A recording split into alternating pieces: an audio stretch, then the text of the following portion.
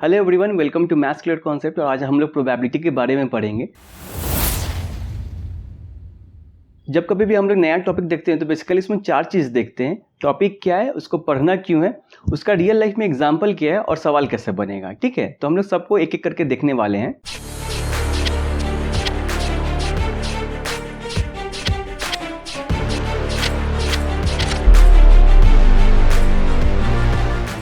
तो सबसे पहले प्रोबेबिलिटी होता क्या है, किसी भी चीज़ के होने का चांस क्या है।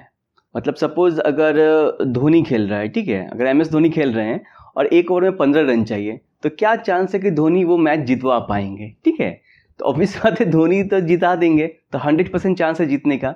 बट अगर सेम सिचुएशन में अगर चहल सामने खेल रहा है या कोई और इंडिया का बॉलर कोई खेल रहा है जो कि अच्छा बैटिंग नहीं करता है, तो क्या चांस है एक ओवर में 15 रन बनाने का? बहुत कम चांस है। तो किसी भी चीज़ का, किसी भी इवेंट का होने का क्या चांस है, उसको ही प्रोबेबिलिटी बोला जाता है। हम लोग डिटेल में पढ़ने वाले हैं। ठीक है, अभी अगला चीज़ है कि इसको प्रोबेबिलिटी को पढ़ने की ज़रूरत क्या है, वाई प्रोबेबिलिटी। तो सबसे पहले तो आपके एग्जाम में आने वाला, उसके बाद आप कोई सा भी एग्जाम दोगे, अभी क्लास 9th में 10th में जाओगे, 11th 12th इंजीनियरिंग करोगे या कोई भी इंडिया का कॉम्पिटिटिव एग्जाम जाओगे देने, उसमें प्रोबेबिलिटी आता ही आता है। चाहे आप किसी प्राइवेट नौकरी के लिए एप्टीट्यूड देने वाले हो या किसी भी गवर्नमेंट जॉब की तैयारी कर रहे हो, सबके प्रीलिम्स में प्रोबेबिलिटी टॉपिक आता है। तो बेसिक अभी ही समझ लेते हैं। ठीक है, मैच में जब कभी भी आप क्रिकेट मैच देखते हो तो उसमें हमेशा आप देखते होंगे कि नीचे में विन प्रिडिक्शन आता है कि क्या चांस है कि एक पर्टिकुलर टीम ये मैच जीत सकती है। ठीक है, तो क्या लगता है वो विन प्रिडिक्शन कैसे आता है, कैसे दिखाते हैं वो लोग? तो वो लोग देखते हैं कि कौन सा बैट्समैन खेल रहा है, कितना विकेट अभी बाकी है, कितना ओवर बाकी है, कितना रन बाकी है, और उसको एनालाइज करते हुए वो लोग बताते हैं कि ये चांस है जीतने का, मतलब इतना प्रोबेबिलिटी है जीतने का। जैसे हम लोगों ने अभी धोनी की बात करी कि जब MS धोनी खेलते रहते हैं और लास्ट ओवर में इतना रन चाहिए होता है, तो क्या चांस है कि धोनी वो मैच जिता पाएंगे। तो वो जो भी कैलकुलेट करते हैं हम लोग, वो सारा प्रोबेबिलिटी और स्टेटिस्टिक्स के बेसिस पे ही करते हैं। तो हम लोग वो कैलकुलेशन एक्चुअली होता कैसे है। ठीक है, तो पास्ट का हिस्ट्री देखा जाता है कि सिमिलर सिचुएशन में धोनी ने कब कब मैच जिताया था, चाहे वो श्रीलंका का मैच हो, चाहे ऑस्ट्रेलिया का मैच हो, चाहे IPL में हो। जब कभी भी एक ओवर में 12 रन 15 रन 18 रन चाहिए होते थे, तो कब कब धोनी खेले हैं और कब उन्होंने मैच जिताया है। ठीक है, तो सपोज अगर जैसे वेदर के केस में है कि अगर जब भी मैच होता है तो वो बोलते हैं ना कि रेन प्रिडिक्शन 90% है। ठीक है, तो वो 90% रेन प्रिडिक्शन का मतलब क्या हुआ? मतलब क्या कि सेम सिमिलर कंडीशन है, मतलब सिमिलर उतना ही हवा चल रहा है, उतना ही बादल घिरा हुआ है, वैसा ही मौसम है, टेम्परेचर प्रेशर सब कुछ वैसा ही है। तो पिछले 10 बार, पास्ट में पिछले 10 बार 9 बार बारिश हुई है जब ऐसा माहौल रहा है। समझ पा रहे हो मैं क्या बोलना चाह रहा हूँ? मतलब हम लोग बोलते हैं ना कि किसी भी चीज़ का होने का चांस क्या है। जैसे वेदर प्रिडिक्शन बोलते हैं कि वेदर में इतना लग रहा है कि आज बारिश होने का चांस सपोज 90% ऐसा बोलते हैं ना। चाहे मैच में हम लोग ने विन प्रिडिक्शन बोला, या कभी भी धोनी खेलते हैं तो क्या इंडिया का जीतने का चांस होता है, ये सब हम लोग बात करते हैं ना। तो ये सब प्रोबेबिलिटी के बेसिस पे ही होता है। तो मैं वही आपको बताना चाह रहा हूँ कि ये कैलकुलेट एक्चुअली कैसे करते हैं ये लोग। तो इनके पास सारा डेटा रहता है, पास्ट डेटा रहता है। वो लोग वो मिलाते हैं कि सिमिलर कंडीशन में पहली बार कितनी बार हुआ है ये चीज़। ठीक है, मतलब क्या कि पहले अगर वेदर प्रिडिक्शन 50% बोल रहे हैं, तो आज जैसा मौसम है वैसा ही मौसम पहले भी 10 दिन था और 5 बार बारिश हुई थी। ठीक है, तो हमारा जो सिलेबस है उसमें इतना कुछ नहीं पढ़ना है, वेदर प्रिडिक्शन है ये सब कुछ नहीं पढ़ना है। एक सिंपल सा चीज़ पढ़ना है, वो एक छोटा सा टॉपिक ही है हमारे सिलेबस में।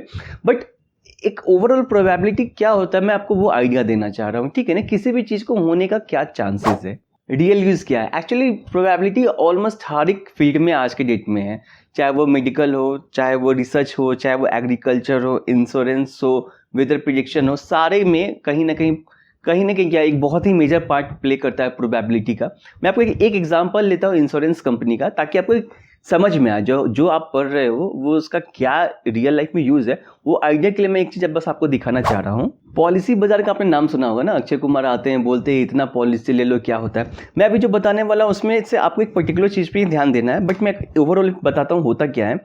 इंश्योरेंस शायद आप लोग को नहीं पता है कि क्या होता है इंश्योरेंस। मतलब क्या कि मैं हर महीने कुछ कुछ पैसा एक कंपनी को देता हूँ, और इनकेस अगर इस बीच में किसी एक्सीडेंट से या किसी भी वजह से अगर मैं इस दुनिया में नहीं रहा, तो मेरे फैमिली को कुछ पैसा मिल जाएगा। ठीक है। तो जनरली 1 करोड़ का लोग इंश्योरेंस कराते हैं, तो हर महीने वो लोग कुछ पैसा देते जाते हैं, और इन केस अगर वो एक सर्टेन टाइम से पहले मर जाते हैं तो उनके कंपनी को 1 करोड़ रुपये मिलता है। अभी इंश्योरेंस कंपनी कैसे काम करता है, नहीं काम करता है, ये आपका मतलब नहीं है, आपको वो समझने की जरूरत नहीं है। मैं आपको बता रहा हूँ कि प्रोबेबिलिटी कैसे आता है पिक्चर में, वो आप समझो, ठीक है। तो यहाँ पे आप एक चीज़ देखो, कैलकुलेशन कैसे हो रहा है कि सपोज अगर आपका एज अगर 18 साल है, ठीक है, और आपको 1 करोड़ का इंश्योरेंस चाहिए, ठीक है। अभी बाकी चीज़ छोड़ दो, ये क्या कवरेज है, ये सब क्या है, नहीं है। तो मैं क्या बताना चाह रहा हूँ आपको कि अगर आप 449 रुपीज़ पर मंथ दोगे, तो अगर कोई भी इंसान देता है अगर 449 रुपीज़ पर मंथ, और एक सर्टेन टाइम से पहले अगर वो गुजर जाता है, तो उसके परिवार को 1 करोड़ रुपये मिलेगा, ठीक है। कैसे मिलेगा, कंपनी लॉस में चली जाएगी, वो सब दिमाग नहीं लगाना है, ये मैं बस आपको दिखा रहा हूँ ऐसा होता है। कैसे प्रॉफिट बनाती है वो सब अलग कैलकुलेशन है, आप उसमें मत दिमाग जो लगाओ। अभी मैं क्या कहना चाह रहा हूँ कि यहाँ पे देखो एक सेक्शन है कंज्यूम टोबैको, मतलब क्या, अगर आप ड्रिंक करते हो या अगर आप स्मोकिंग करते हो तो क्या। अभी मुझे एक बात बताओ कि कोई इंसान स्मोकिंग करता है या ड्रिंक करता है तो उसका मरने का चांस ज़्यादा है नॉर्मल इंसान से। मरेगा नहीं मरेगा अलग टॉपिक है, पर प्रोबेबिलिटी क्या बोलता है, चांसेस क्या है मरने का, ज़्यादा है। तो अगर हम लोग सेम कंडीशन रखते हैं 18 साल 28 साल 1 और सब में, और सिर्फ अगर वो इंसान यस कर देते हैं कि वो टोबैको भी खाता है, स्मोकिंग भी करता है, ड्रिंकिंग भी करता है, यस करते हैं, तो देखो ये जो 449 था वो 472 बन गया। मतलब क्या, अगर आप ये देखो, जब मैं नो कर रहा हूँ तो ये अमाउंट कम है, जब मैं येस कर रहा हूँ तो ये अमाउंट ज़्यादा है। तो ये कैसे कम से ज़्यादा हो रहा है, ये प्रोबेबिलिटी के बेसिस पे ही हो रहा है। मतलब क्या, अगर वो इंसान ड्रिंक कर रहा है मतलब वो जल्दी मरने का चांसेस है, और ज़्यादा जल्दी चांस उसका मरने का, तो उससे कंपनी ज़्यादा पैसा मांगती है पर महीने।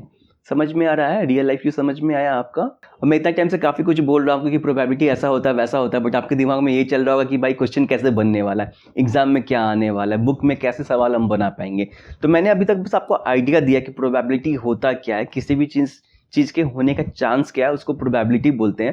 प्रोबेबिलिटी कैसे निकलेगा, हमारे सिलेबस में क्या है, वो हम लोग अभी एनसीईआरटी और जब आरएस अग्रवाल करेंगे तो आपको समझ में आ जाएगा, ठीक है। एक बस चीज़ ध्यान में रखना कि प्रोबेबिलिटी कहीं ना कहीं पास्ट हिस्ट्री पे भी डिपेंड करता है, कि पहले क्या हुआ उसके बेसिस पे भी डिपेंड करता है। आपके सिलेबस में जितना भी कुछ है वो जनरली पास्ट में क्या हुआ उसके बेसिस पे ही वो लोग निकाल रहे हैं, ठीक है। अभी आपके बुक में प्रोबेबिलिटी का एक फॉर्मूला बताया गया है, पी ऑफ ई, मतलब क्या, probability of any event. Event क्या होता है, ट्रायल्स होता क्या है, मैं आपको डेफिनेशन नहीं बताऊंगा, ज़्यादा कन्फ्यूजन होता है, मैं सीधा बताऊंगा होता कैसे, ठीक है ना। अभी इवेंट क्या है, ट्रायल्स है, वो सब छोड़ो, हम लोग धोनी की बात करते हैं, ठीक है। अगर सपोज कि एक लास्ट ओवर में 15 रन चाहिए था, ठीक है, और ऐसा सिचुएशन 10 मैच में हुआ, ठीक है। मतलब धोनी जब खेल रहे थे तो 10 ऐसा मैच था जहाँ पे एक ओवर में 15 रन चाहिए था, और धोनी ने क्या करा कि सपोज 9 मैच में मैच जिता दिया। सपोज 10 में 10 जिता सकते हैं वो, पर हम लोग एग्जाम्पल के लिए मान लें कि 9 में किया, ठीक है। तो अभी ये क्या बोल रहा है, ये तो फॉर्मूला बुकिश हो गया, ये जब कभी भी आप सवाल सॉल्व करोगे तो इसको लिख देना। बट इसका मैं सिंपल फॉर्मूला आपको बताता हूँ, क्या, डिजायर्ड वैल्यू, मतलब आपको जो चाहिए desired value upon total value. आप ये दिमाग में रखना, आपको बुक का तो फॉर्मूला लिखना पड़ेगा एग्जाम में, क्योंकि कुछ टीचर लोग होते हैं मार्क्स आधा 1 नंबर काट लेंगे, बट आपके दिमाग में होना चाहिए प्रोबेबिलिटी मतलब क्या है, जो आपको चाहिए डिजायर्ड, जो आपको चाहिए, जिस चीज़ का आपको निकालना प्रोबेबिलिटी, उसका वैल्यू, और टोटल कितनी बार हुआ उसका वैल्यू। मतलब क्या, हम लोग यहाँ पे दिखाना है अगर ये वाले में कि धोनी कितनी बार मैच जिताए हैं, उसका प्रोबेबिलिटी क्या है, तो 9 बार जिताए हैं, डिजायर्ड है 9 बार, और टोटल कितनी हुआ 10 बार, मतलब इनका प्रोबेबिलिटी 0.9 है। समझ में आया। तो जब कभी अभी हम लोग और सवाल करेंगे तो आपके दिमाग में एकदम पिक्चर क्लियर हो जाएगा। तो आपको बस दिमाग में ये रखना है डिजायर्ड अपॉन टोटल, मतलब जो भी जिस चीज़ का भी प्रोबेबिलिटी निकालना है उसका क्या नंबर है और टोटल क्या नंबर है, तो आ जाएगा, ठीक है ना। नंबर ऑफ ट्रायल्स इवेंट ये सब में घुसोगे तो दिमाग खराब हो जाएगा, ठीक है। अभी बुक का सवाल करते हैं, पहले एनसीईआरटी सॉल्व कर लेते हैं ताकि आपको जो पढ़े वो एकदम से दिमाग में सेट हो जाए। तो क्वेश्चन नंबर 1 में कह रहा है कि in a cricket match a batswoman hits a boundary 6 times, मतलब वो क्या बोल रहा है कि एक लेडी क्रिकेटर है, वो 6 times out of 30 sees plays, मतलब वो 30 बॉल खेलती हैं, ठीक है, और 6 बाउंड्री मार देती हैं। पर हमें प्रोबेबिलिटी किसका निकालना, find the probability that she didn't hit, मतलब हम लोग को उसका प्रोबेबिलिटी निकालना है जब वो शी डिडंट हिट, मतलब जिसमें वो नहीं मार पाती है बाउंड्री, ठीक है। तो अगर 6 बार बाउंड्री मारी 30 में से, तो 24 बार वो बाउंड्री नहीं मारी, बाउंड्री नहीं मारी 24 बार, ठीक है। तो अभी प्रोबेबिलिटी क्या होता है, जो भी फॉर्मूला था उसको भूल जाओ, डिजायर्ड वैल्यू, मतलब हम लोग को किसका निकालना है, बाउंड्री नहीं मारी उसका निकालना है। और टोटल कितने बार हुआ है बॉल, 30 बार, तो यही प्रोबेबिलिटी है आपका आंसर, ठीक है। इसको सॉल्व कर लो तो 12, 15, 3 से 4 बार, 3 से 5 बार, 4/5 प्रोबेबिलिटी आ गया। क्वेश्चन नंबर 2 भी देख लेते हैं, उसमें भी क्या बोल रहा है, बोल रहा है कि 1500 फैमिली है with 2 childrens were selected randomly and that following details were recorded, ठीक है। अगर ऐसा जब कभी भी रहे ना तो फटाफट इसको पहले आप बना ही लेना। नंबर ऑफ गर्ल्स, जिस फैमिली में 2 लड़की है वो ऐसा 475 फैमिली है, जिस फैमिली में 1 लड़की है वैसा 814 फैमिली है, और 211 ऐसा फैमिली जिसमें 1 भी लड़की नहीं है। इसको ऐसे पढ़ते हैं, ठीक है। तो अभी बोल रहा है कि compute the probability of a family chosen and, हम लोग फैमिली चूज कर रहे हैं और उस फैमिली में सिर्फ 2 ही लड़की रहे, ऐसा क्या चांसेस है, ठीक है। तो 2 अपना क्या है, प्रोबेबिलिटी डिजायर्ड अपॉन टोटल, ठीक है। 2 लड़की वाली फैमिली कितनी है, 475, टोटल कितना फैमिली है, 1500, आंसर सिंपल है ना, समझना ऐसे। अब सेकंड में पूछ रहा है E1 E2 कर देते हैं ऐसा, 1 लड़की वाला, तो 1 लड़की वाला फैमिली कितना है, 814 है, जिस फैमिली में सिर्फ 1 ही लड़की हो तो डिजायर्ड वैल्यू क्या, 814, टोटल क्या है 1500। और तीसरा क्या बोल रहा है, जिसमें 1 भी लड़की ना हो, मतलब 0, ऐसा फैमिली जिसमें 1 भी लड़की नहीं है, कितना है, 211 है, तो 211 और टोटल कितना है 1500, आ गया आंसर, सिंपल है ना। चलिए अभी क्वेश्चन नंबर 5 देखते हैं, उसमें ये टेबल दिया हुआ है, ठीक है। अभी ये टेबल देख के सबसे पहले डरना नहीं है, ठीक है, और इस टेबल को पहले समझना भी है, टेबल बोल क्या रहा है। मंथली इनकम मतलब ये कोई भी परिवार है उसका इनकम बता रहा है कि हर महीने कितना कमाते हैं, तो ये 7,000 वाले हैं, 7 से 10,000 वाले, ये अलग अलग रेंज दिया हुआ। और व्हीकल पर फैमिली मतलब उस परिवार में कितना गाड़ी है, व्हीकल मतलब गाड़ी, तो ये 0 है, ये 1 है, 2 है, 3 है, मतलब क्या, अगर हम लोग इसको ऐसे करें, अगर एक रैंडमली चीज़ देखते हैं, अगर 7,000 से कम है तो उसके पास 1 भी गाड़ी नहीं है, ऐसा 10 परिवार है, इसका मतलब ये हुआ 7,000 से कम सैलरी है और उसके पास सिर्फ 1 गाड़ी है, तो वैसा 160 परिवार है। अगर 7,000 से कम मंथली सैलरी है और उसके पास 2 गाड़ी है, ऐसा 25 परिवार है। इसको हम लोग ऐसे रीड करते हैं, ठीक है। तो अभी प्रोबेबिलिटी निकालना, अभी एकदम सिंपल हो जाएगा प्रोबेबिलिटी निकालना। अगर ये टेबल पढ़ने समझ में आ गया कि कैसे इसको रीड करना है तो एकदम सिंपल है।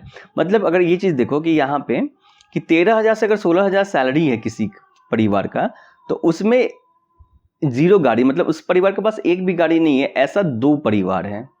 तो 1 गाड़ी होगा, ऐसा 469 फैमिलीज है जिसका सैलरी 13 से 16,000 है और उसके पास 469 ऐसा फैमिली है जिसके पास 1 गाड़ी होगी, ठीक है। तो हमारा सवाल क्या पूछ रहा है कि सपोज अ फैमिली चूजन, मतलब एक परिवार को वो लोग रैंडमली चूज कर रहे हैं, ठीक है। तो बोला find the probability that the family chosen is earning, पहला जो क्वेश्चन है पहला 10 से 13,000 पर मंथ, तो सीधे आ जाओ 10 से 13,000 में, यहाँ है 10 से 13,000, ठीक है, ये वाला चीज़।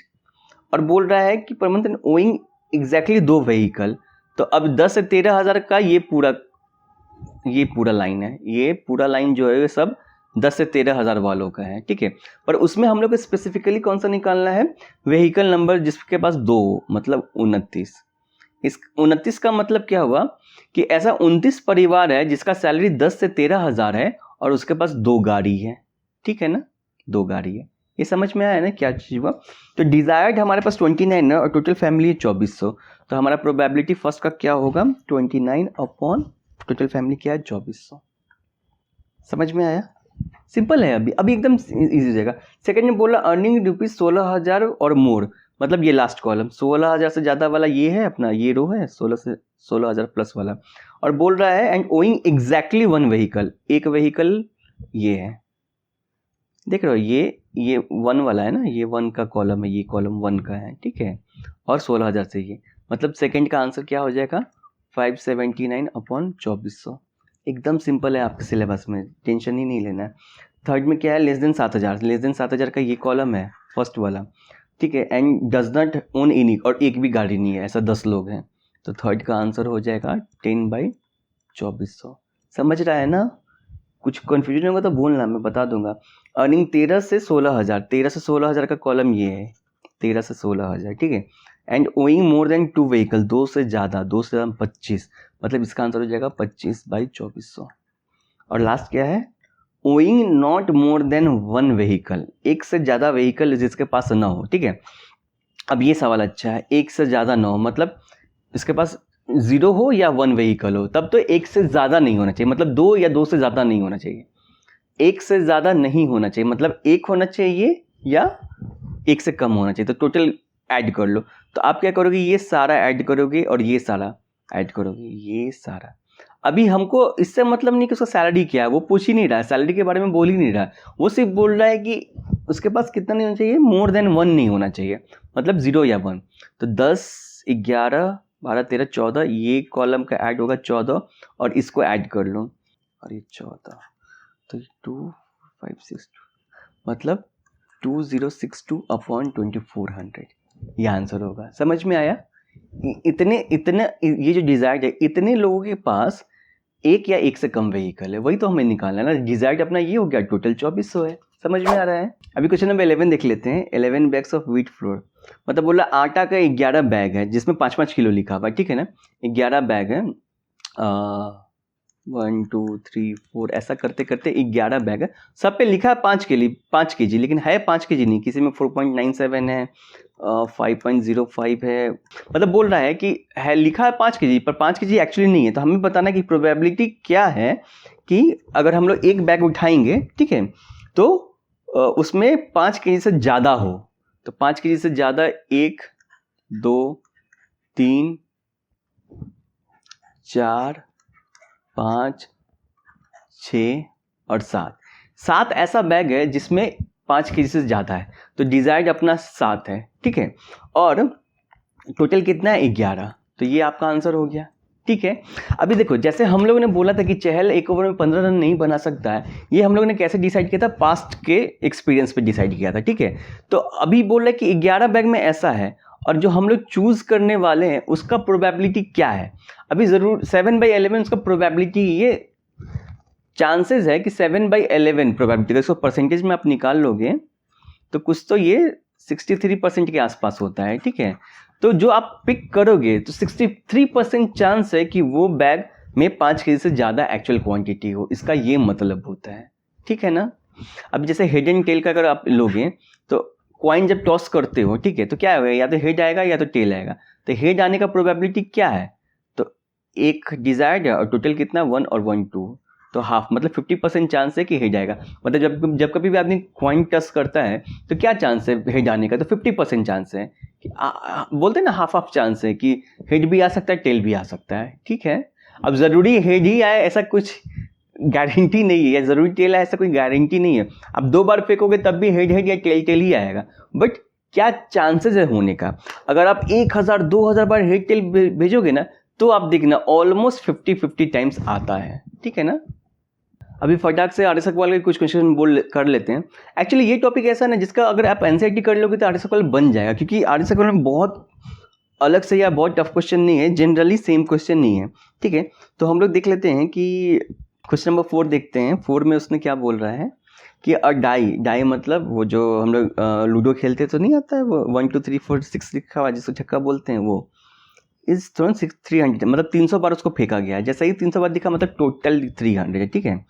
फ्रीक्वेंसी लिखा हुआ, फ्रीक्वेंसी मतलब कितनी बार आया है। अगर आप टेबल देखोगे तो टेबल में कैसे उसने बनाया है, मैं सब नहीं बनाऊंगा, जैसे दिखा देता हूँ 2-3, आपको टेबल पढ़ने समझ में आना चाहिए। 160, 272, 354, मतलब क्या, जब हम लोग ने वो छक्का जो ऐसे था उसको लूडो पे ऐसे फेंका तो 1 जो है 160 टाइम्स आया है आउट ऑफ 300, 272 टाइम्स आया है, 354 टाइम्स आया है। तो उसको फ्रीक्वेंसी मतलब कितनी बार आया है। बोलते हैं ना बस का फ्रीक्वेंसी बहुत ज़्यादा है या बस का फ्रीक्वेंसी बहुत कम है, मतलब 1 घंटा में बहुत कम बस आ रहा है, तो बोलते हैं बस का फ्रीक्वेंसी बहुत कम है। तो कितनी बार कुछ हुआ है उसको फ्रीक्वेंसी बोलते हैं। तो 160 बार आया, ऐसा करके समझ में है।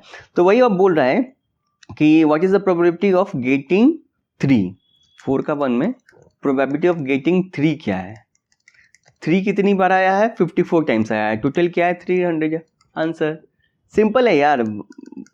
6 का प्रोबेबिलिटी क्या है, ठीक है, 6 कितनी बार आया है, 33 टाइम्स आया है, टोटल क्या है 300। आंसर 5 39 टाइम्स आया है, टोटल है 300। 160 टाइम्स आया है, टोटल है 300।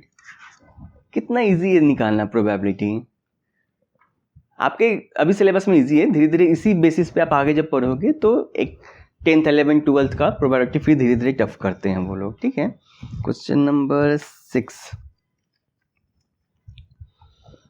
6 में बोल रहा है कि यूनिट टेस्ट हुआ है, परसेंटेज ऑफ मार्क्स आया। मतलब क्या, यूनिट टेस्ट हुआ है और परसेंटेज ऑफ मार्क्स है, ठीक है।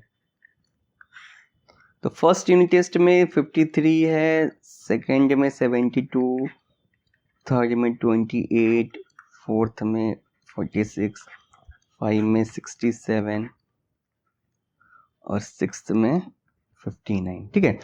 Unit test is selected at random, what is the probability that the student gets more than 60% marks in the test. 60% किस में आया है? एक में आया है, दो में आया है, दो ही में तो आया है। तो दो बोल रहा है कि यूनिट टेस्ट 6 बार हुआ है, तो अगर वो रैंडमली अगर आप कोई यूनिट टेस्ट का आंसर देखोगे अगर रिजल्ट, तो क्या चांसेस है कि उसमें 60% से ज़्यादा आया है। 60% कितनी बार आया है ज़्यादा? तो 2 बार आया है 60% से ज़्यादा। टोटल कितनी है? 6 है। तो ये तो प्रोबेबिलिटी हो गई ना, डिजायर्ड अपॉन टोटल, ठीक है। एक लास्ट क्वेश्चन नंबर 15 देख लेते हैं, ठीक है ना। 15 में एक्चुअली 14 क्वेश्चन नंबर ईजी है। ईजी इसलिए है कि समझना ईजी है क्योंकि एज 18 से 29 है और फिर 30 से 39 है, तो ओवरलैप नहीं हो रहा है। इसमें क्या है कि क्वेश्चन तो पढ़ने में ना कन्फ्यूजन हो जाए ओवरलैप की वजह से। बोल रहा है टोटल इसने दिया हुआ है 360, ठीक है। और one of the patient is selected, what is the probability his age is 30 और मोर बट लेस देन 40। मतलब बोल रहा है 30 से ज़्यादा होना चाहिए और 40 से कम होना चाहिए। वैसे पेशेंट का क्या प्रोबेबिलिटी? 30 से ज़्यादा, बट तो ये 60 है, तो सिंपल है 60/360 पहला का। डिजायर्ड क्या है? बोला 30 से ज़्यादा और 40 से कम होना चाहिए, तो ये 30 से 40 का रेंज ये है, ठीक है। 50 ईयर्स और more but less than 70 years. 50 year, अभी देखो 50 ईयर्स एंड मोर में ये आप मत ले लेना। आपको लग रहा है ना ये 40 से 50 है, मतलब 50 भी इंक्लूड है, बट इसमें 50 इंक्लूड नहीं है, ठीक है ना। 50 ईयर्स एंड मोर में आप ये लोगे और लेस देन 70 में, ठीक है ना। 50 से ज़्यादा, 50 और उससे ज़्यादा और 70 से कम, ये वाला आएगा। तो कितना है टोटल? 50 और 30 80, तो टोटल क्या है? 360। समझ में आ रहा है? मैं इसलिए ये क्वेश्चन बोल रहा हूँ ना कि यहाँ पे कंफ्यूजन हो जाए। 40 से 50 लिखा है, ठीक है ना, पर और क्वेश्चन में पूछ रहा है कि 50 ईयर्स और मोर, 50 या उससे ज़्यादा, तो आप इसको मत ले लेना। 50 ईयर्स एंड मोर में ये आएगा पार्ट। ये देख के लगता है कि 50 लिखा तो 50 तो इसमें भी हो सकता है, बट अभी उतना कॉम्प्लेक्स नहीं पूछेंगे। टू बी वेरी प्रिसाइज, ये क्वेश्चन सच में 100% सही नहीं है। क्वेश्चन नंबर 14 में सही दिया है, ओवरलैप नहीं हो रहा है एज का, ठीक है ना। इसमें ओवरलैप हो रहा है, बट इसमें ये अज्यूम किया गया है कि 50 एंड एबव में ये लिया जाएगा, ये वाला, ठीक है ना। इसलिए मैं आपको ये क्वेश्चन दिखा रहा हूँ। 10 ईयर्स और more but less than 40 years. 10 years and more but less than 40 years, मतलब ये तो 90 + 50 140 + 60 200/360, समझे यार। मतलब ये 90 + 50 + 60, डिजायर्ड में यही सारे रेंज फॉल कर रहे हैं ना, तो इसलिए होगा। 10 ईयर्स और मोर, 10 ईयर्स और मोर में तो सब आ गए, सबको आप ऐड करोगे तो कितना होगा? 360/360 1, ठीक है। और लेस देन 10 तो कुछ है ही नहीं, मतलब 0 है, 0/360 = 0। इसका मतलब क्या? मैक्सिमम प्रोबेबिलिटी 1 जा सकता है, मिनिमम प्रोबेबिलिटी 0 रह सकता है। तो जब कभी भी आप प्रोबेबिलिटी निकालोगे ना किसी भी चीज़ का, आप फाइनल आंसर बस ये क्रॉस चेक कर लेना कि कहीं वो निगेटिव तो नहीं हो जा रहा, क्योंकि प्रोबेबिलिटी निगेटिव नहीं हो सकता और प्रोबेबिलिटी हमेशा 1 से कम ही रहेगा, ठीक है ना। तो वो आप देख लेना। समझ में आया? तो probability always lies between 0 and 1, ठीक है। Thank you.